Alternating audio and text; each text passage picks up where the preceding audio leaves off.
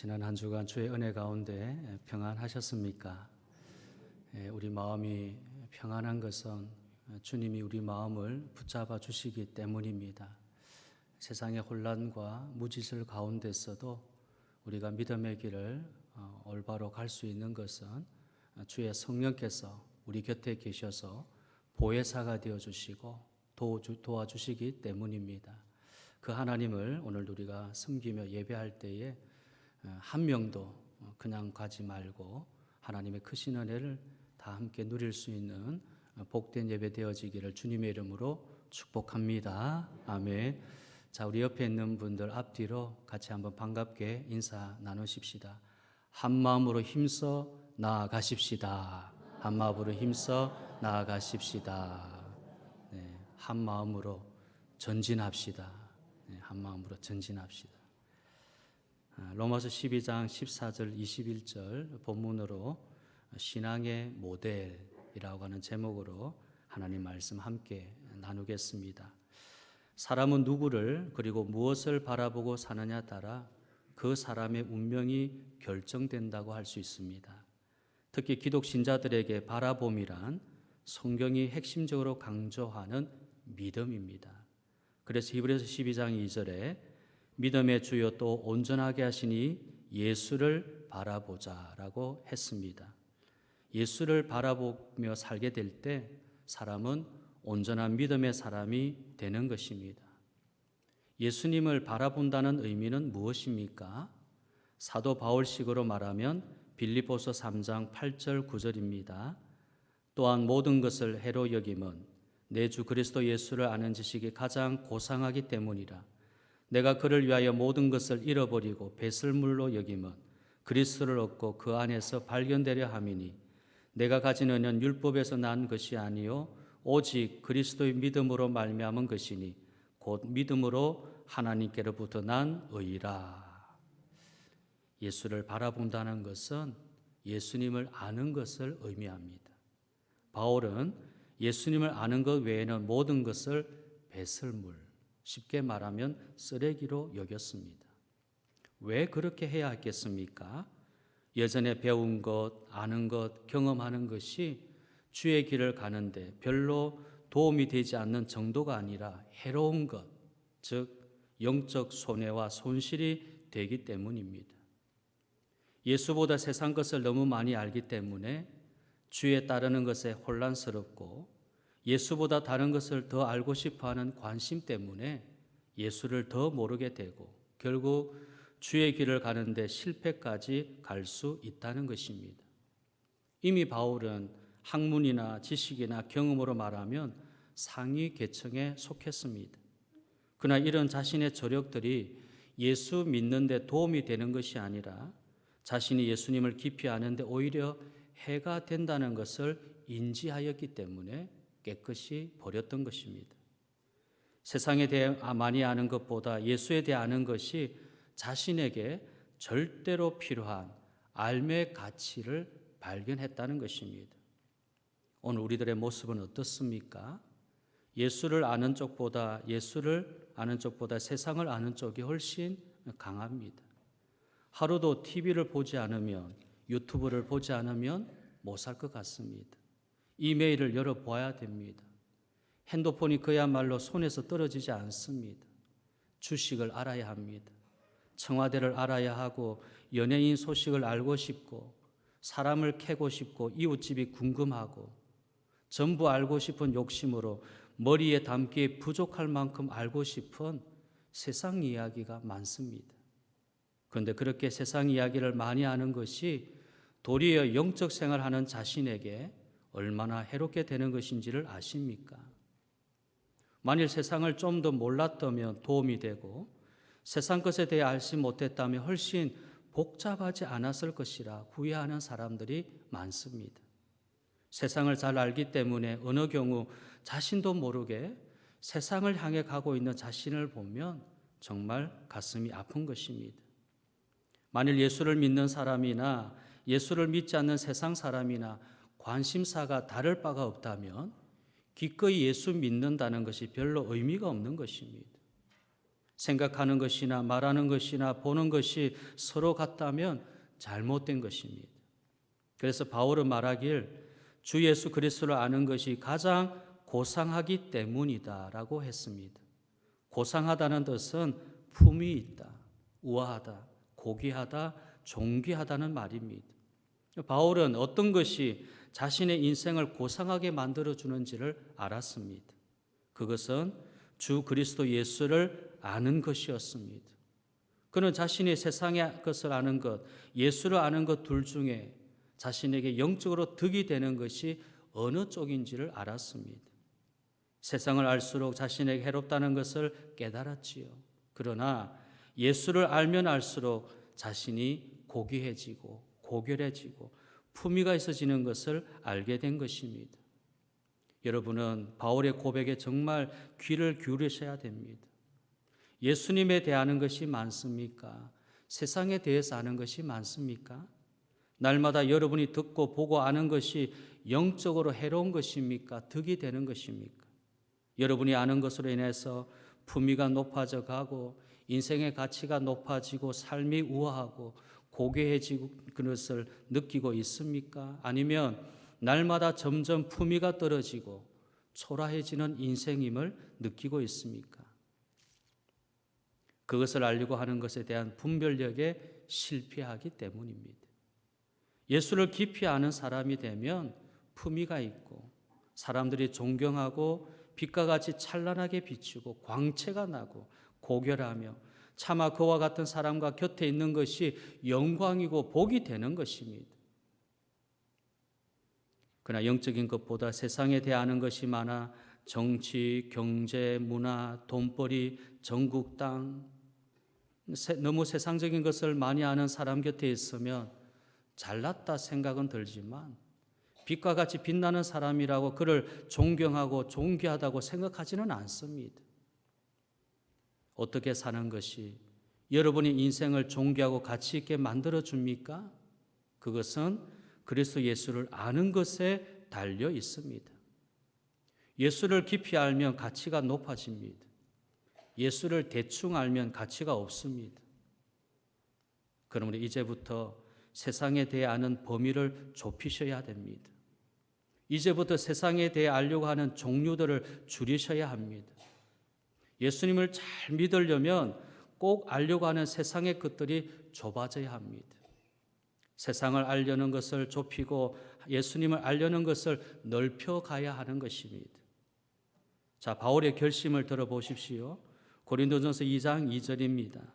내가 너희 중에서 예수 그리스도와 그가 십자가에 못 박히신 것 외에는 아무것도 알지 아니하기로 작정하였음이라. 이런 결심이 필요합니다. 이런 작정이 필요합니다. 아무것도 알지 아니기로 해야 되겠다. 이 말이 강조가 아닙니다. 정말 작정할 것은 예수를 아는 것에 작정하는 것입니다. 교회에 오셔서 예수 외에는 너무 다른 것을 알려고 하지 마십시오. 아침에 눈을 뜨면 먼저 예수님을 알려고 해보십시오. 여러분이 인생의 가치의 변화가 올 것입니다. 예수님을 깊이 알아가면 알아갈수록 여러분의 목표가 달라지고 여러분의 값이 달라집니다. 그러면 왜 그리스도 예수를 아는 것이 그렇게 중요할까요?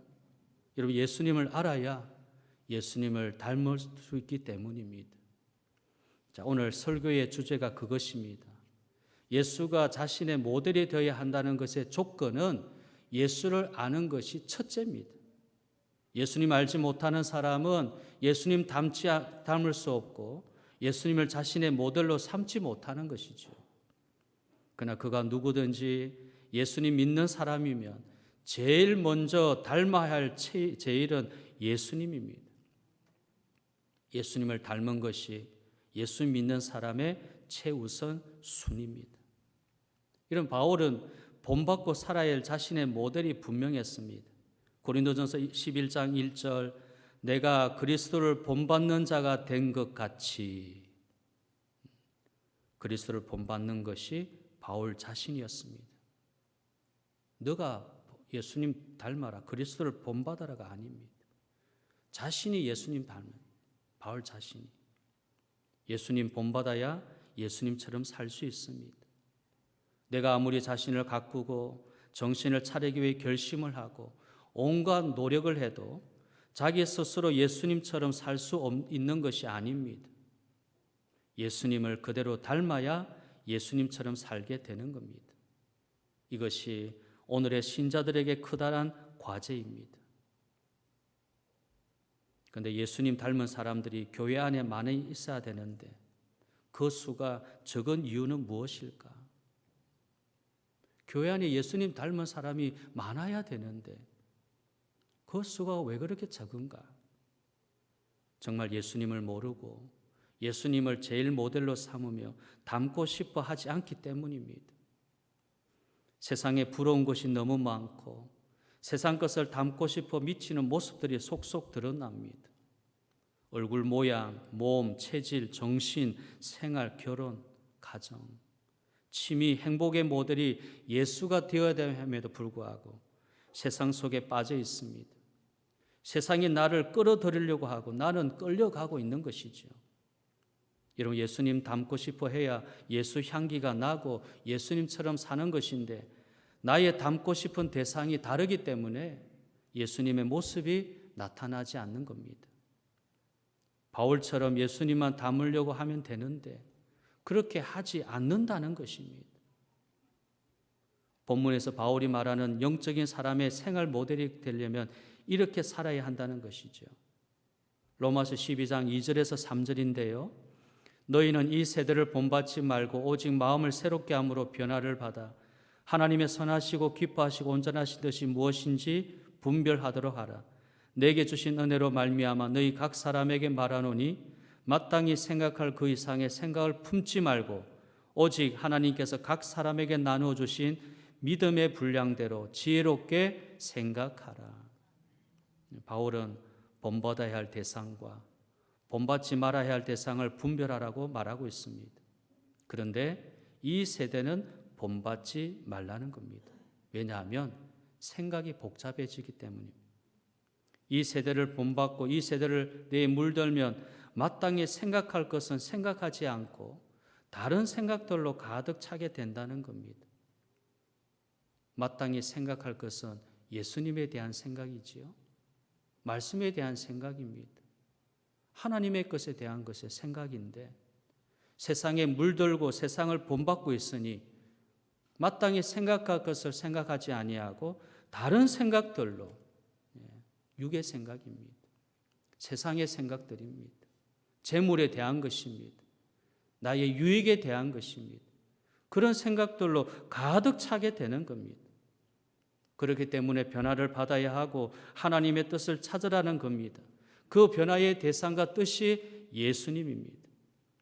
바울은 예수로 변화된 사람은 생활에서 그리스도를 닮는 새 생활을 한다고 했습니다. 이것은 알면서 삶으로 바뀌는 믿음의 단계를 포함하고 있습니다. 예수님을 아는 사람은 예수님처럼 새로운 삶을 산다는 것입니다. 알면서 그치지 않습니다. 삶으로 나아가게 되는 것입니다. 여러분, 오늘 본문 말씀을 주의 깊게 한번 보십시오. 예수님만을 알기 원하는 마음으로 이 본문을 찬찬히 한번 살펴보십시오. 그 말씀에 숨어있는 깊은 뜻을 우리는 발견하게 되고 여러분 가운데 이 말씀이 능력이 되고 활력이 되어서 마음이 바뀌게 되고 새롭게 만들어주는 오늘 본문 말씀입니다. 우리가 고민하는 모든 문제의 답이 여기 있습니다. 우리가 어떻게 풀어야 하느냐 고민하는 것들을 풀어주는 답이 있습니다. 부부 사이, 친구 사이, 교인, 이웃, 친척, 그리고 집, 직장, 교회 등 모든 곳, 모든 사람에게 답을 주는 시원한 해결책이 있습니다. 그러나 이렇게 할 수 있는 사람이 누굽니까? 예수님 닮는 사람입니다. 여기에 소개된 것들은 모두 예수님 먼저 보여주셨던 행적들입니다. 그러므로 여러분이 예수님 본받아 이와 같은 문제들을 예수님처럼 풀 수 있어야 됩니다. 주의 일을 하고 교회 사역을 하려면 먼저 사람이 중요합니다. 예수님 바라보고 알고 닮은 사람이 일을 하면 훨씬 복이 됩니다. 그래서 예수님처럼 되라고 하는 것이죠. 그러면 어떤 것을 닮아야 합니까?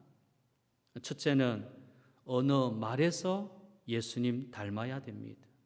자, 본문 14절에 너희를 박해하는 자를 축복하라. 축복하고 저주하지 말라. 자, 이렇게 말은 축복과 저주를 만드는 능력이 있기 때문에 축복은 하고 저주는 하지 말라.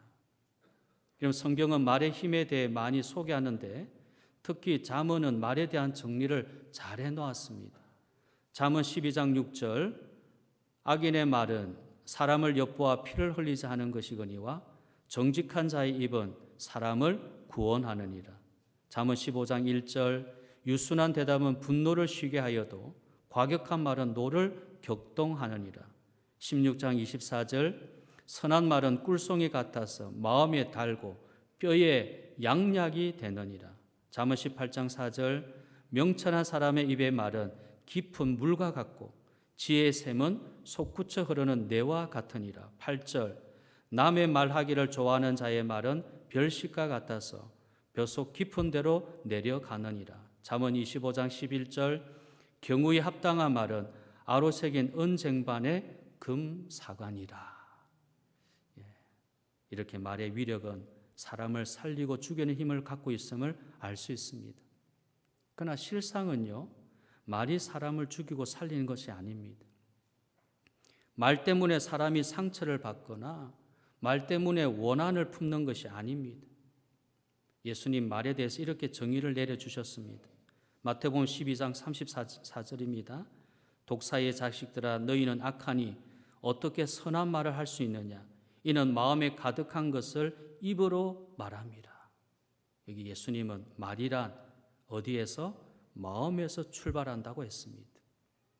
그러니 말 때문에 사람이 죽고 사는 것이 아니라 그 말하는 사람의 마음을 알 수 없기 때문에 사람이 죽고 사는 것입니다. 마음을 알면 어떤 말을 해도 다 받을 수 있습니다. 최고의 말인 사랑한다는 말을 하고도 어떤 사람에게는 뺨을 맞는 사람이 있고 눈물을 흘리게 하는 사람이 있습니다.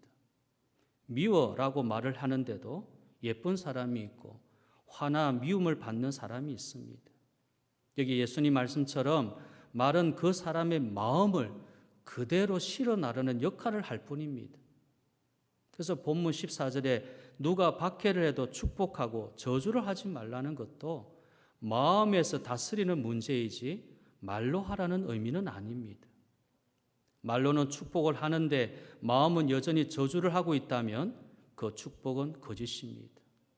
마음과 말이 일치할 때 그 말이 진실되는 것이고 마음과 말이 다른 것은 모두가 거짓인 것입니다. 내가 마음에 미움을 갖고 있으면서도 저주스러운 마음을 갖고 있으면서도 겉으로는 얼마든지 말을 넌 사랑해, 내가 너를 축복해 그렇게 할 수 있는데 그것은 거짓이라는 것입니다. 마음을 다스리는 문제. 그래서 예수님이 이렇게 산상설교에서 말씀하셨습니다. 마태복음 5장 11절에 나로 말미암아 너희를 욕하고 박해하고 거짓으로 너희를 거슬려 모든 악한 말을 할 때에는 너희에게 복이 있나니. 이제 아시겠습니까? 예수님 믿는데 누가 나에게 욕하고 박해하고 악한 말을 하면서 힘들게 할 때 그것이 복이 있다는 것입니다. 그러므로 누가 나에게 나쁜 말을 하고 어렵게 할 때 예수님 말씀을 기억해야 됩니다. 그래서 말이 이기는 것이 믿음입니다. 말을 이기는 것이 믿음입니다. 믿음의 말이 필요하고 말을 잘 하려면 마음부터 만들어야 되죠. 잠언 4장 23절에 모든 지킬 만한 것 중에 더욱 내 마음을 지키라 생명의 근원이 이에서 남이라. 여러분의 일평생 축복의 말을 하는 축복의 마음을 가진 예수님 닮아가기를 바랍니다. 둘째, 마음에서 예수님을 닮아야 합니다. 자, 본문 15절 16절 즐거워하는 자들과 함께 즐거워하고 우는 자들과 함께 울라. 서로 마음을 같이 하며 높은 데 마음을 두지 말고 도리어 낮은 데 처하며 스스로 지혜 있는 채 하지 말라. 여기 즐거울 때 같이 즐거워하고 울 때 함께 우는 사람은 서로 마음을 같이 한 사람입니다. 그런 사람은 높고 낮음에 차별이 없는 사람이고 가식적이고 위선적이지 않는 사람입니다. 예수님은 이런 마음을 가지신 분이시지요. 복음서 기자들이 예수님 마음을 표현할 때 사용했던 단어가 불쌍히 여기는 마음이었습니다. 목자 없는 이들을 보면서요, 마태복음 9장 36절 무리를 보시고 불쌍히 여기시니, 불쌍히 여기시니. 마태복음 14장 14절 예수께서 나오사 큰 무리를 보시고 불쌍히 여기사 그 중에 있는 병자를 고쳐 주시니라. 마태복음 20장 34절 예수께서 불쌍히 여기사 그들의 눈을 만지시니 곧 보게 되어 그들이 예수를 따르니라.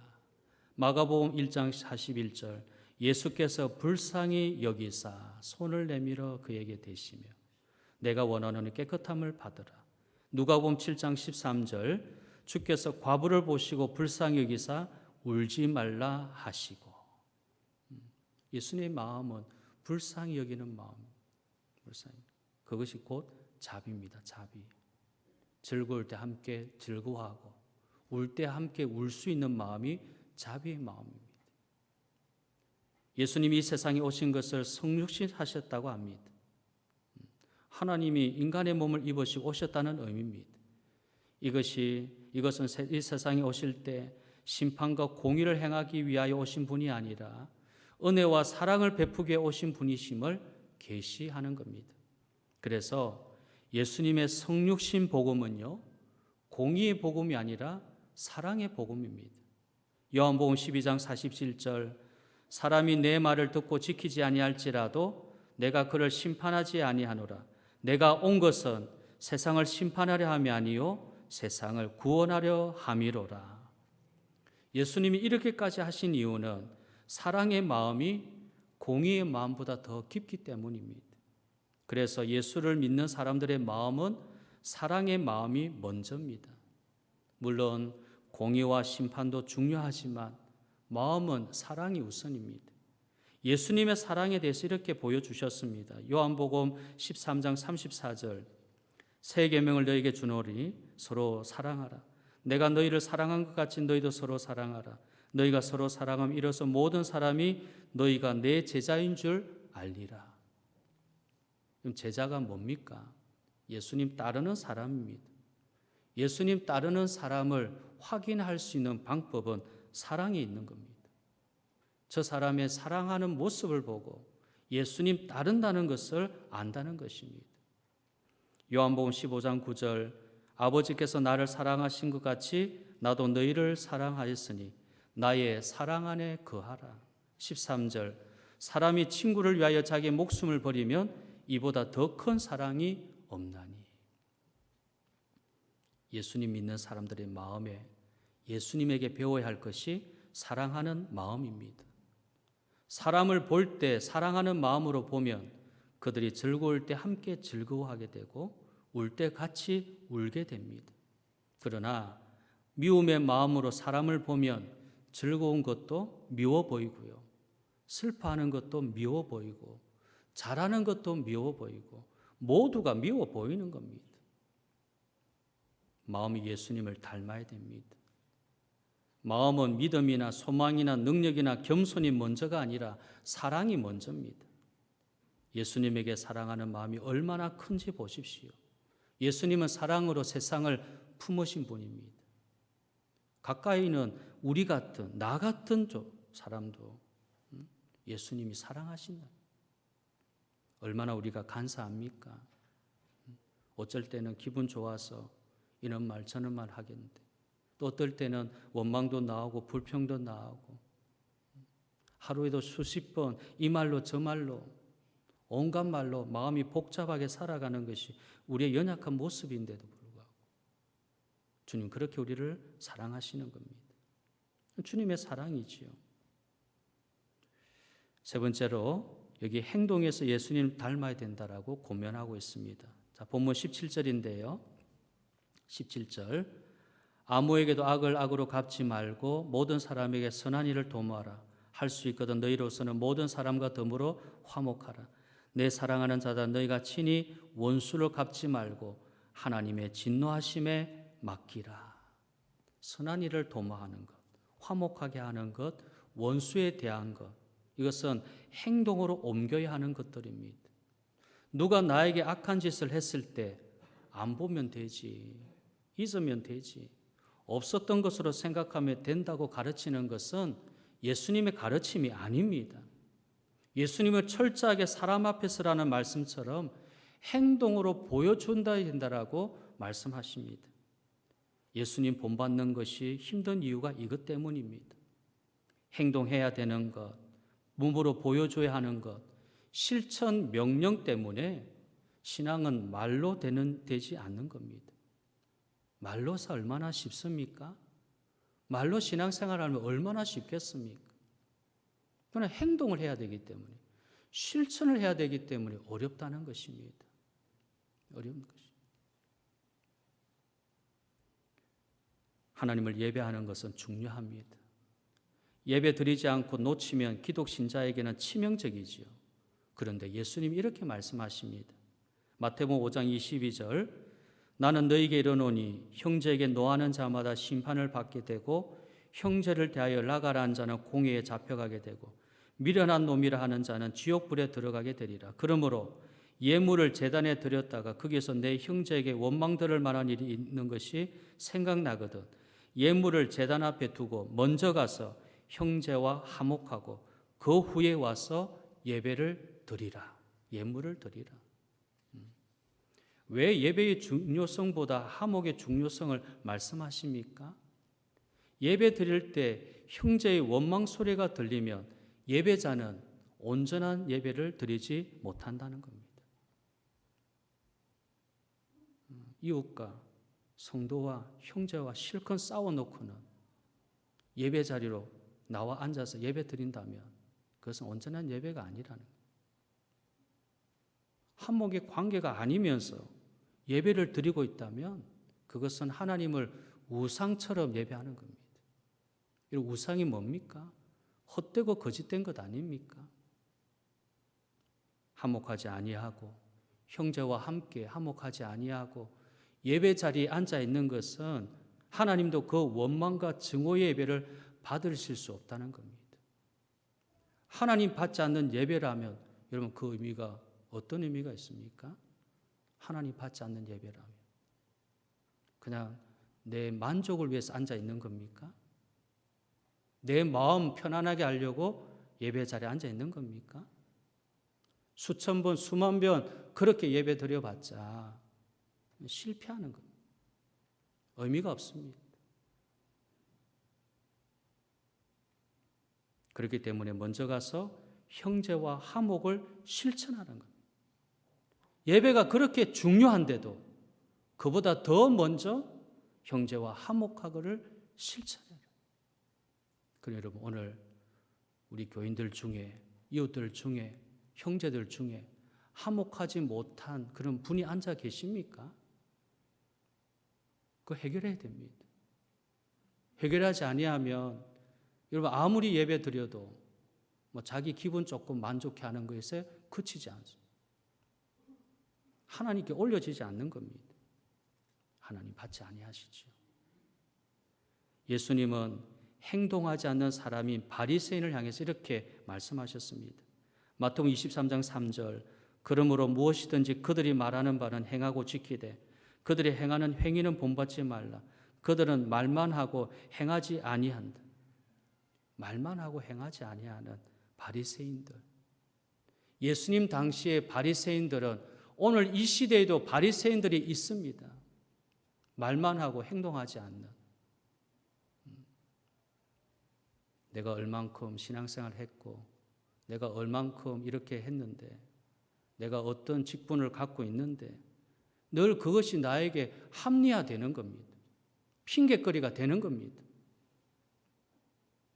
행동하지 아니하면서 변화되지 아니하면서도 말뿐이 신앙을 합리화시키는 것은 내가 20년 믿었지, 오랫동안 믿었지, 내가 지금 뭔데, 직분이 뭔데 늘 그것이 합리화 핑계가 되는 겁니다. 여러분, 그렇지 않습니다. 예수님은 말과 행동이 일치하는 사람을 만드십니다. 그래서 말씀을 지키는 것을 강조하셨고, 그래야 반석 신자가 된다고 가르쳐 주셨습니다. 믿음은 행동하는 겁니다. 예수님은 겸손, 용서, 섬김, 사랑을 행동의 몸으로 보여주셨습니다. 악을 악으로 갚으려 하지 말고 예수님 사랑을 가지고 선을 베풀어 보십시오. 사람들과 원수를 맺으려 하지 말고 예수님의 섬김을 실천함으로 화목하게 해 보십시오. 예수님을 닮은 사람은 사람을 예수님처럼 감동하게 하고 변화시키는 사람입니다.